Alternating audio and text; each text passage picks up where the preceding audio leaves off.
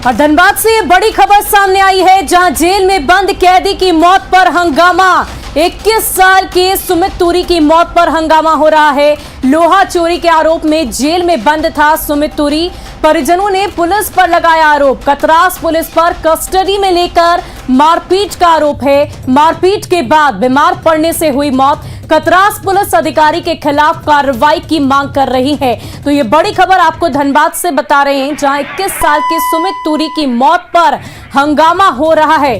लोहा चोरी के आरोप में जेल में बंद था सुमित तुरी और इसी को लेकर अब परिजनों की तरफ से पुलिस पर आरोप लगाया जा रहा है और हंगामा, विरोध प्रदर्शन की तस्वीरें भी आप देख सकते हैं। किस प्रकार जेल में एक बंद कैदी की मौत पर परिजनों की तरफ से हंगामा मचाया जा रहा है। 21 साल की सुमित तुरी की मौत पर यह हंगामा है। दरअसल लोहा चोरी के आरोप में जेल में बंद था सुमित तुरी। परिजनों ने पुलिस पर यह आरोप लगाया है कि कस्टडी में लेकर उसके साथ मारपीट की गई और इसी की वजह से उसकी मौत हुई है। साथ ही साथ ये भी बताया जा रहा है कि बीमार भी पड़ गए मारपीट की घटना के बाद और इसी वजह से उनकी मौत हुई है, जिसको लेकर परिजनों की तरफ से हंगामा मचाया जा रहा है।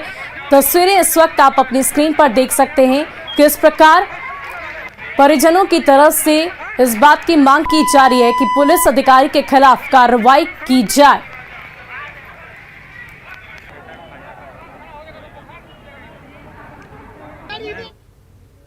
व्यक्ति जो कि कतरास थाना में लोहा चोरी के केस में जेल गया था, जेल में वो बीमार होने की वजह से उसे हॉस्पिटल में एडमिट किया गया था और हॉस्पिटल में उसकी जो है डेथ हो गई है। तो अभी तक मृत्यु के कारणों का पता नहीं चल पाया है, तो हम लोग जल्द से जल्द पोस्टमार्टम की प्रक्रिया कर रहे हैं। और जामताड़ा में 19 वर्ष की उम्र में लाखों की संपत्ति अर्जित करने वाला शातिर साइबर अपराधी महेंद्र मंडल को पुलिस ने गिरफ्तार कर लिया है। महेंद्र मंडल के पास से 6 मोबाइल, 10 सिम कार्ड, 4 पासबुक, 1 आधार और 1 पैन कार्ड बरामद किया गया है। साइबर अपराधी महेंद्र मंडल ने बताया कि वो 8वीं पास है। महेंद्र मंडल व्हाट्सएप के जरिए लिंक भेजकर लोगों को अपने जाल में फंसाता था और ठगी का शिकार बनाता था। पुलिस ने गुप्त सूचना के आधार पर करमाटाड़ थाना क्षेत्र के सियाटाड़ गांव में छापेमारी की, जहां से महेंद्र मंडल को उसके घर से गिरफ्तार किया गया। मैसेज नंबर भेज देते थे मैसेज, फिर उधर से कॉल आता था। फिर हम लोग बोलते सर सिम बंद हो गया, तो उसके बोले सर केवाईसी करना पड़ेगा। उसके लिए सर एनीडेक्स के जरिए से केवाईसी करने के लिए एनीडेक्स आपको डाउनलोड करना पड़ेगा सर। डाउनलोड करके उस पर 9 अंक का नंबर रहता है सर, वो नंबर बता के यहाँ पे एक्सेप्ट करते हैं, वो एक्सेप्ट भेज देते हैं, वो एक्सेप्ट कर लेता है। उसके बाद बोलते थे सर ऑनलाइन 10 रुपये का रिचार्ज करना पड़ेगा सर, तभी आपका केवाईसी हो पाएगा सर। तब बोलता ठीक है सर रिचार्ज कर लेते हैं। सर हम बोलते सर कार्ड से करेंगे या किससे सर? हाँ सर बोलता है कार्ड से करेंगे सर। तो कार्ड पे सिलेक्ट करके अपना डिटेल्स डाल के अपना जो आता है हम लोग यहाँ से देख लेते। हमारे साथ सिर्फ अजय पार्टनरशिप में हम लोग काम करते थे सर। अजय, पूरा नाम? अजय कुमार मंडल। कहाँ का रहने वाला है? सियाटाड़ से। और इस वक्त राजधानी रांची से एक बड़ी खबर सामने आ रही है। रांची पुलिस को एक बड़ी सफलता मिली है। नगड़ी इलाके से 3 उग्रवादियों को गिरफ्तार किया गया है। कारोबारी से लेवी लेने पहुंचे थे ये तीनों उग्रवादी।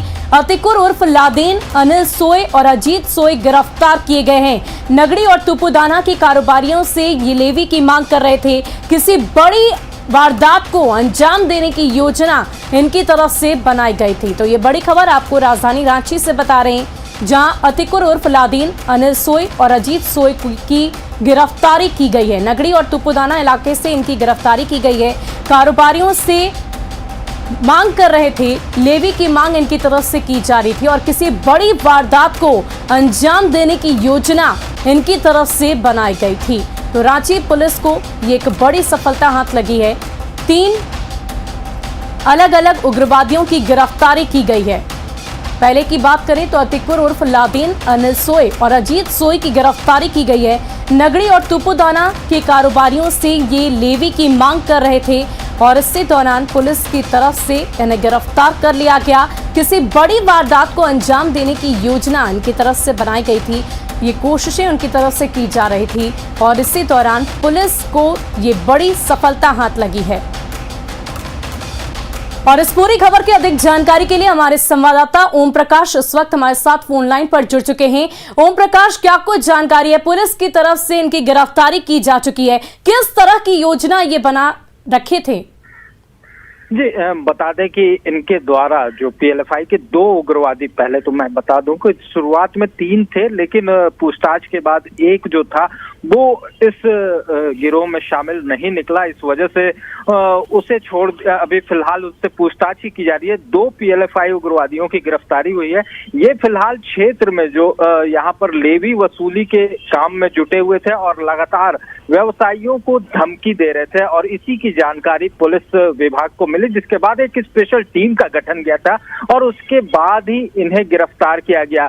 आपको बता दें कि ये क्षेत्र में जो व्यवसायी पैसे नहीं दे रहे थे या लेवी की रकम नहीं पहुंचा रहे थे, उनके खिलाफ थ्रेटनिंग का भी ये पूरी तरह से योजना बना चुके थे और वहां पर इन्हें फायरिंग जैसी वारदात को भी अंजाम देना था। हालांकि इसकी सूचना पुलिस को मिलते ही पुलिस एक्शन में है और उसके बाद इन्हें गिरफ्तार किया गया है। तो कहा जाए तो पुलिस की एक बड़ी सफलता है, लेकिन दूसरी तरफ एक बड़ी चिंता भी है, क्योंकि जिस तरह से शहरों के अंदर भी अब उग्रवादी संगठन अपनी पैठ मजबूत करते जा रहे हैं और लगातार यहाँ पर व्यवसायियों को अपने भय की जद में ले रहे हैं, दहशत का माहौल बनाने की कोशिश कर रहे हैं, तो ये एक बड़ी चुनौती है और इससे निपटना जरूरी होगा। हालांकि पुलिस को कामयाबियां तो मिलती ही हैं, लेकिन कई मामले ऐसे भी हैं जहां पर गिरफ्तारियां नहीं हो पाई हैं, तो जरूरी है उन वैसे यहां पर सुरक्षा व्यवस्था को मजबूत और अपने सूचना तंत्र को और ज्यादा पुख्ता करने की। जी बहुत बहुत शुक्रिया हमारे साथ जुड़ने के लिए ओम प्रकाश, तमाम जानकारी के लिए।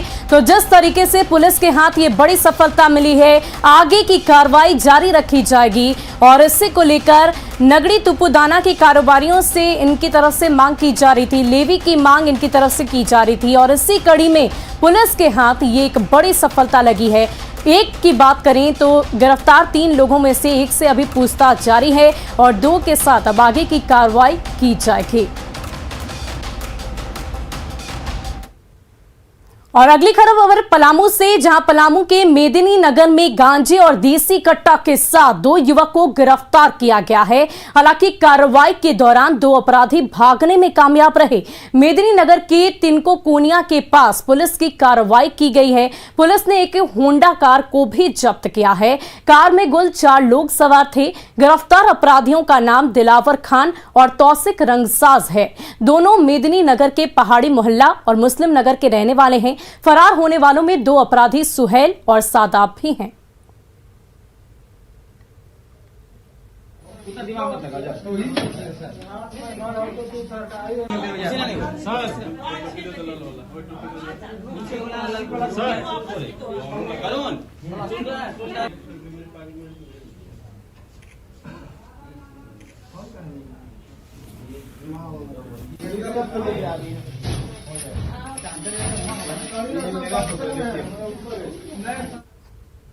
और खबर धनबाद से है, जहां 8वीं की यात्रा के साथ 4 युवकों ने गैंगरेप किया है और उसके गर्भवती होने पर गर्भपात कराने के लिए पटना ले गए, लेकिन जब पीड़ित की हालत बिगड़ गई तो पटना में उसके माता पिता के घर छोड़कर भाग निकले। घटना धनबाद के कपूरिया ओपी इलाके की बताई जा रही है, जहां पीड़ित नाबालिग अपने दादा दादी के पास रहती थी और इसी दौरान 4 युवक उदय सिंह, विराट सिंह, धीरज सिंह और विवेक सिंह ने उसके साथ कई महीने तक दुष्कर्म किया।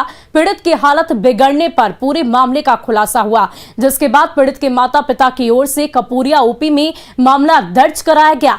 कार्रवाई करते हुए पुलिस ने एक आरोपी के पिता को सबूत छिपाने के आरोप में गिरफ्तार कर जेल भेज दिया। फिलहाल 4 आरोपी फरार हैं और उनकी गिरफ्तारी में पुलिस जुटी हुई है।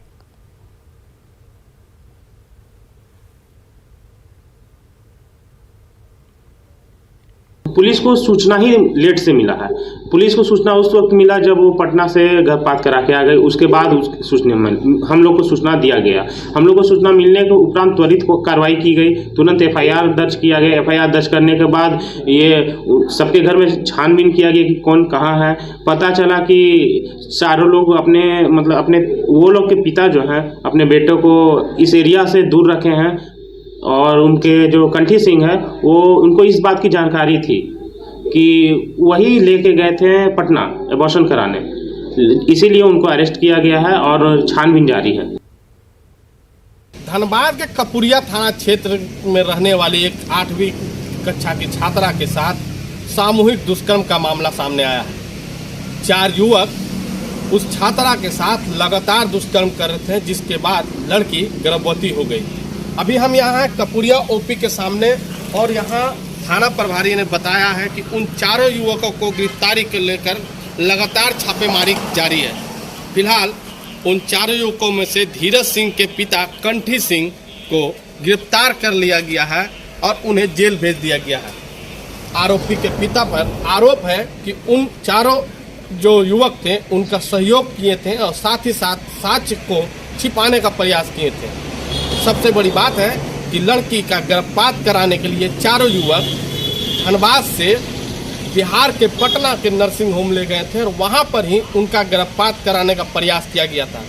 लेकिन जब स्थिति बिगड़ी तो आरोपी के पिता कंठी सिंह के द्वारा उस छात्रा के घर पटना में उनके माता पिता के पास छोड़ दिया गया, जिसके बाद माता पिता ने अपनी बच्ची को जान बचाने को लेकर गर्भपात कराना पड़ा। मामला पुलिस के पास संज्ञान में आने के बाद त्वरित कार्रवाई करते हुए आरोपी के पिता को गिरफ्तार किया गया है और उन 4 युवकों की तलाश जारी रखी है। फिलहाल पुलिस के हाथ उन 4 युवकों को गिरफ्तार करने में खाली है, लेकिन थाना के प्रभारी के द्वारा कहा गया है कि जल्द से जल्द उन 4 युवकों को पुलिस गिरफ्तार कर लेगी और मामले में अन्य जो भी दोषी होंगे उन पर भी अनुसंधान जारी रहेगी। संजय गुप्ता, न्यूज़ 18 धनबाद। तो खबर आपने धनबाद की देखी, जहां 8वीं की छात्रा के साथ 4 युवकों ने गैंगरेप किया। हालांकि इस पूरे मामले की छानबीन में पुलिस जुटी हुई है, लेकिन 4 युवक अभी गिरफ्तार नहीं हो सके हैं। उनके ऊपर कार्रवाई आगे की जाएगी, लेकिन इन सब के बीच पुलिस लगातार इस पूरे मामले की तफ्तीश में जुटी हुई है। और अगली खबर राजधानी रांची से, जहां धुरवा थाना क्षेत्र से 2 दिनों में लगातार 2 शव मिलने से लोग सख्ते में हैं। आज शालीमार मछली बाजार के पास पुल के नीचे एक शव बरामद किया गया, जिसके बाद पूरे इलाके में सनसनी फैल गई। मृतक की शिनाख्त तुपुदाना ओपी में पदस्थापित हवलदार टीकानाथ मांझी के रूप में की गई है। हवलदार की मौत सिर में चोट लगने से बताई जा रही है। आपको बता दें कि शुक्रवार के सुबह धुरवा थाना इलाके में JSCS स्टेडियम के पास एक पूर्व पत्रकार का भी शव मिला था। शालीमार बाजार के पास एक सुबह में सूचना मिली थी कि डेड बॉडी पड़ी हुई है। डेड बॉडी को हम लोगों ने यहाँ से अभी उठा लिया है। बाकी FSL की टीम हम लोग बुला रहे हैं और जो भी जितने भी बिंदु इस पे आते हैं वो सही बिंदु पे हम लोग जांच पड़ताल कर रहे हैं, जिससे घटना के कारणों का स्पष्ट जो है खुलासा किया जा सके। FSL की टीम आने के बाद और आगे अनुसंधान होने के बाद जो है इसमें स्पष्ट खुलासा किया जा सकेगा। अभी यह कहना आई थिंक जल्दीबाजी होगी कि मृत्यु कैसे हुई है और कब हुई है। तो राजधानी रांची में लगातार शव मिलने की वजह से लोग दहशत में हैं, सख्ते में आ गए हैं। हालांकि इस पूरे मामले की छानबीन में पुलिस जुटी हुई है और फिलहाल शव को बरामद कर लिया गया है। लेकिन इन सब के बीच अगली खबर की बात करें तो वो गोड्डा से है, जहां गोड्डा में बालू का अवैध उठाव धड़ल्ले से जारी है। प्रशासन दावा कर रही है कि बालू का उठाव बंद है, लेकिन दिन के उजाले से लेकर रात के अंधेरे में फर्राटेदार स्पीड से बालू गाड़ियां चल रही है। प्रशासन आए दिन दावा करती है कि बालू माफियाओं के ऊपर कार्रवाई की जा रही है, लेकिन प्रशासन अगर इतनी सख्त है तो अवैध बालू का उठाव कैसे चल रहा है? ज्यादा जानकारी दे रहे हैं हमारे संवाददाता गौरव झा। बालू का अवैध कारोबार गोड्डा में रुकने का नाम नहीं ले रहा है। चाहे दिन का उजाला हो या रात के अंधेरे, गाड़ी फरेटेदार स्पीड से नदियों से निकलती है और बालू का ढुलाई अवैध रूप से चल रहा है। जिला प्रशासन लगातार इस बातों का दावा ठोकती है कि जांच किया जाता है, गाड़ी पकड़े जाते हैं, लेकिन उसके बावजूद जिस तरीके से बालू का उठाव हो रहा है ये किसी के नज़रों से छुपा हुआ नहीं है। दिन के उजालों में सड़क पर जिस तरीके से फराटेदार स्पीड से बालू की गाड़ियाँ निकलती है, ये कहीं ना कहीं खतरनाक इस वजह से है क्योंकि बालू चोरी के वक्त गाड़ियाँ जिस स्पीड से निकलती है वो दुर्घटनाग्रस्त भी हो सकती है। और अब तक की अगर हम बात करें तो कई दफ़ा बालू की वजह से कई घाटों पर गोलियाँ तक चल गई है, लेकिन ना तो जिला प्रशासन इस ओर नज़र अपनी आकृष्ट कर रही है, ना तो पुलिस प्रशासन। जिला प्रशासन की एक जिम्मेदारी इस वजह से भी बढ़ जाती है क्योंकि बालू का उठाव, अवैध उठाव अब तक रुका हुआ है, लेकिन जिस तरीके से ये उठाव जारी है, कहीं ना कहीं जिला प्रशासन को, पुलिस प्रशासन को इस पर संज्ञान लेने की ज़रूरत है। गौरव झा, न्यूज़ 18, गोड्डा। तो बालू की ढुलाई को लेकर प्रशासन सवालों के घेरे में है। हालांकि पूरी तस्वीर आपने देखी कि किस प्रकार दिन के उजाले से लेकर रात के अंधेरे तक बालू की ढुलाई की जा रही है और इस पूरे मामले को लेकर जल्द से जल्द प्रशासन की तरफ से कार्रवाई की जानी चाहिए। और अब अगली खबर की बात करें तो वो लोहरदग्गा से, जहां लोहरदग्गा में रिटायर्ड फौजी के घर लूटपाट की घटना हुई है। सेनहा थाना क्षेत्र के अर्रू पुल के पास की ये घटना है। यहां 5 हथियारबंद अपराधियों ने 1.5 लाख कैश के साथ करीब 4 लाख के गहने लूट लिए। घर के सदस्यों को बंधक बनाकर घटना को अंजाम दिया गया। लूटपाट के समय घर में 3 महिला और 1 युवक थे। शादी के लिए रखे सारे पैसे और गहनों की लूट से परिजन मायूस दिख रहे हैं। वहीं आए दिन हो रही लूटपाट की घटना से पुलिस की कार्यशैली पर भी गंभीर सवाल उठ रहे हैं। इधर डीएसपी मुख्यालय ने जल्द ही अपराधियों की गिरफ्तारी का दावा किया है। तो बोले पापा का इलाज में खर्च हो गया है, तो नहीं है। तो उसमें भी फिर बोलने लगे कि नहीं अलमारी खोलो। फिर मम्मी जाके अलमारी खोल दी तो उसमें जो भी कैश वैश रखा था और शादी होने वाली है ना, तो गहना सब भी रखा हुआ था, वो सब हम लोग को इधर बैठा दिया गया और वो लोग वहाँ सब चेक करके जितना वो लोग ले सके सब ले गए। अपराध कर्मी हथियार से लैस होकर के घर के पीछे वाले दरवाजे से प्रवेश करके हथियार का भय दिखाकर घर वाले को इसको कब्जा में लेकर घर से नकद और गहना लूटपाट करने की बात बताया जा रहा है। अनुमानित से 3 लाख रुपया के आसपास का। हाँ, पुलिस अपना कार्रवाई कर रही है। तो तस्वीरें आपने लोहरदग्गा के रिटायर्ड फौजी के घर की देखी, जहां हथियारबंद अपराधियों ने लूटपाट की घटना को अंजाम दिया है। 4 लाख से भी ज्यादा रुपए की लूटपाट की गई है। और अगली खबर की बात करें तो वो गोड्डा से है, जहां गोड्डा के कॉलेज लिपिक ने आत्महत्या की है और इस मामले में अब पुलिस ने जांच और भी ज्यादा तेज कर दी है। बाल मुकुंद दुबे की पत्नी ने भी आवेदन दिया है, जिसके आलोक में मामले की छानबीन हो रही है। इधर ऑडियो और वीडियो वायरल करने वालों पर भी पुलिस की नजरें हैं। पुलिस ये भी जांच कर रही है कि अगर कोई ग्रुप लंबे समय से ब्लैकमेलिंग का काम कर रहा है तो पुलिस जांच के बाद जल्द ही इसका खुलासा करेगी। हर बिंदुओं पर जांच करने के लिए महिला थाना प्रभारी और नगर थाने को निर्देश दिए जा चुके हैं। जानकारी दे रहे हैं हमारे संवाददाता गौरव झा। हत्या प्रकरण की गुत्थी सुलझने के नाम नहीं ले रही है। इस वक्त जब हमारी बात गोड्डा के पुलिस कप्तान वाइस रमेश से हुई है तो उन्होंने स्पष्ट रूप से कहा है कि कई ऐसे बिंदु हैं जिस पर जांच करने की ज़रूरत है। कल से ही लगातार ऑडियो वायरल और वीडियो वायरल होने की बातें सामने आ रही थी, जिस पर कि एसपी का साफ निर्देश है कि जिस तरीके के भी एप्लीकेशंस हमारे पास आते हैं, तमाम एप्लीकेशनों का जाँच किया जाएगा और जो भी आरोपी इसमें होंगे उन पर कार्रवाई की जाएगी। मिली जानकारी के मुताबिक जो आरोपी महिला हैं जिनके द्वारा उस ऑडियो को रिकॉर्ड किया गया था और वायरल किया गया था, उन पर भी कार्रवाई को लेकर इससे पहले भी कई लोगों के साथ बातें सामने आई थी जिनका ऑडियो उन्होंने वायरल किया था और उनके साथ भी पैसे लेने का मामला प्रकाश में आया था। तमाम बिंदुओं को लेकर पुलिस लगातार इन तमाम चीज़ों को जांच कर रही है। अब देखना दिलचस्प होगा कि और कितना समय लगता है इस पूरे मामले को सुलझाने में। गौरव झा, न्यूज़ 18, गोड्डा।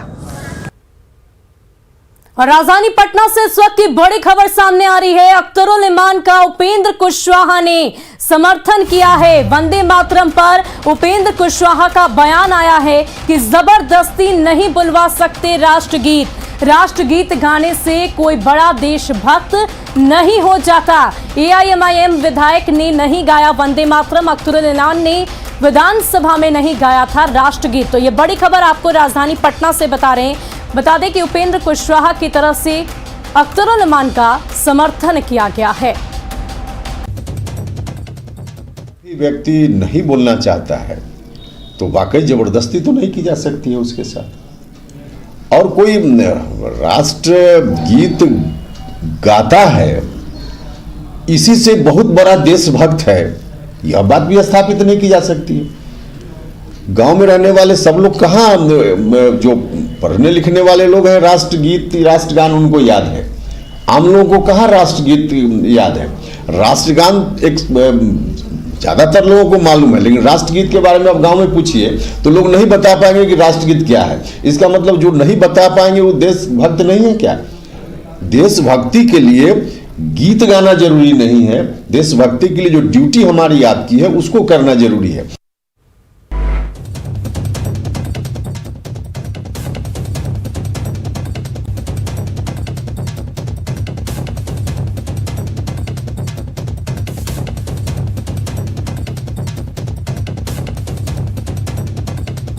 और इस वक्त हमारे बीजेपी प्रवक्ता अरविंद सिंह हमारे साथ जुड़ चुके हैं। अरविंद जी, जिस तरीके से उपेंद्र कुशवाहा का बयान सामने आया है, अख्तरुल इमान का समर्थन उन्होंने किया है, इस पर आपका क्या रिएक्शन है? देखिए, वोट की राजनीति है, जिसको गीत और राष्ट्रगीत में अंतर समझ में नहीं आता है, जिसको गीत और राष्ट्रगीत में समझ में नहीं आता है, इस देश में अभिव्यक्ति की आजादी का नाजायज फायदा वो लोग उठा रहे हैं। अगर यही कोई अदर कंट्री रहता, जो व्यक्ति राष्ट्रगीत और राष्ट्रगान नहीं गाते उनको जो है उस देश में रहने का अधिकार नहीं दिया था।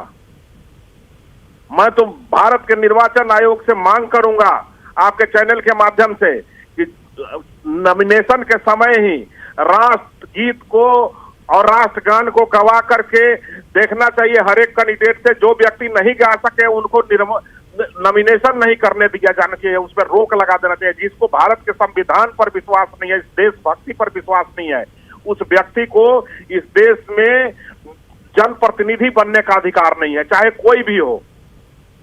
ये देश जो है, देशभक्ति जरूरी है। राष्ट्र के लिए ही आप जनप्रतिनिधि बनते हैं और राष्ट्रगान का आप अपमान कर रहे हैं, इस देश में कतई बर्दाश्त नहीं होगा। बहुत बहुत शुक्रिया अरविंद जी हमारे साथ जुड़ने के लिए, तमाम जानकारी के लिए। तो जिस तरीके से अख्तरुल इमान ने पहले इस बात की चर्चा की कि राष्ट्रगीत गाना अनिवार्य नहीं, इस बात की बाध्यता कहीं भी नहीं है, संवैधानिक रूप से इसे किसी भी जगह पर लिखा नहीं गया है, और अब इसी बात का समर्थन उपेंद्र कुशवाहा ने कर दिया है और उन्होंने साफ तौर पर कहा कि जबरदस्ती नहीं बुलवा सकते राष्ट्रगीत।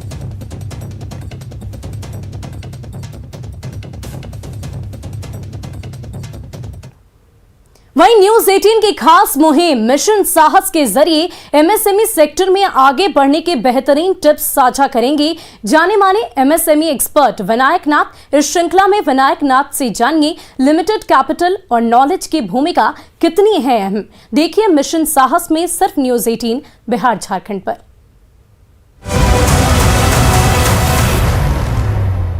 एमएसएमई में बहुतायत देखा गया है कि शुरुआती दिनों में धन का और जानकारी का अभाव होता है। जानकारी जैसे कि टेक्नोलॉजी क्या होगी, प्रिक्योरमेंट कहाँ से करेंगे, गवर्नमेंट की क्या अलग अलग स्कीमें हो सकती हैं हमारे बिजनेस से रिलेटेड इत्यादि, या फिर हम नई मार्केट में किस तरह से एंटर करें कि हमारे बिजनेस को हम स्टैब्लिश कर सकें, इसकी जानकारी। और इसके लिए कनेक्टिंग कंसल्टेंट जो हमें सही समय पर राय दे सके, उनकी जानकारी। एमएसएमई समाधान, एमएसएमई संपर्क, एमएसएमई संवाद, ये 3 अलग अलग भारत सरकार के प्रोग्राम्स हैं जो कि मुफ्त में उपलब्ध हैं डिजिटल स्पेस में, और हम उनके माध्यम से भी काफ़ी जानकारी उपलब्ध कर सकते हैं। इसके अलावा फिक्की, एसोचैम, सीआईआई, इस तरह के डिफरेंट बिजनेस ऑर्गेनाइजेशंस के साथ भी हम मिलकर काम कर सकते हैं, वहाँ की मेंबरशिप ले सकते हैं, उनके साथ जानकारी ले सकते हैं कि क्या हमारे बिजनेस के लिए सही होगा, क्या हमारे बिजनेस के लिए सही लोग मिलेंगे कहाँ से, और किस तरह के लोगों के साथ कंसल्टिंग हम करें जिससे कि हमारे बिजनेस को सही डायरेक्शन सही समय पर मिलता रहे। इन सब के अलावा भारत सरकार ने 2018 में 59 मिनट्स के अंदर मिलने वाला एक प्रोग्राम स्टार्ट किया था जहां पे हम लोन ले सकते हैं। ये 100% डिजिटल स्पेस से मिल जाता है। इसकी जानकारी भी हम ले सकते हैं, ऑनलाइन भी मिल जाएगी, और सारा फॉर्म पेपर वर्क भरना ऑनलाइन है।